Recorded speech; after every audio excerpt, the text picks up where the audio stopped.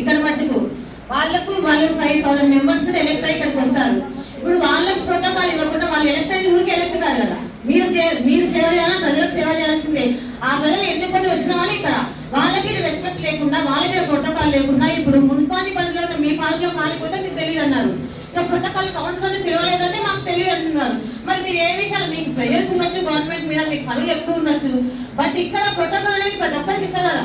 ఇచ్చినప్పుడు 42 మంది కౌన్సిలర్స్ ఎన్నుకోబడ్డారు. వాళ్ళకి కనీసం మీరు ప్రోటోకాల్ ఇవ్వలేకపోతే మీరు ఎందుకు ఇంకా మిమ్మల్ని ఎందుకు కమిషనర్ గారిని మేము ఎందుకు అడుగుతున్నాం అంటే మీరు వాళ్ళందరూ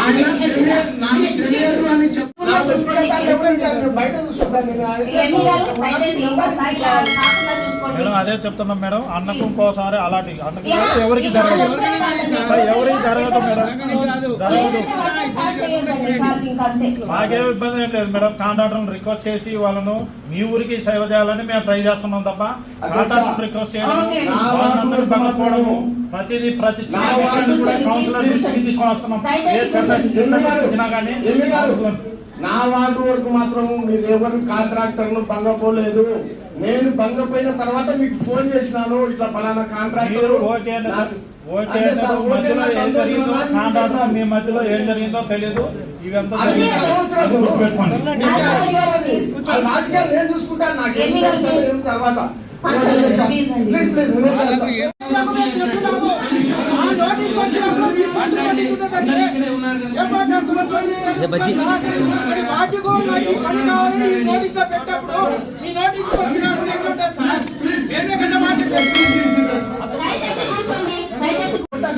I want the protocol, please. అదే మేడం, మాకైతే మా ప్రమేయం లేకుండా చేశాడు. మేము ఆ రోజు మీ దగ్గర కూడా చెప్పాము మేడం.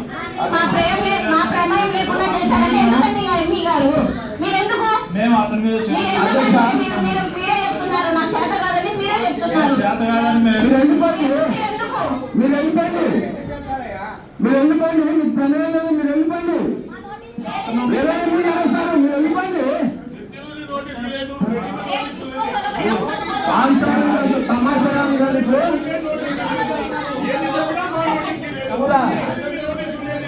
నువ్వే అన్ని చెప్పినావు. మినిస్టర్ గారు వస్తున్నారని నువ్వే చెప్పినావు. మినిస్టర్ గారు వస్తున్నారని మేము సంతోషపడ్డాము.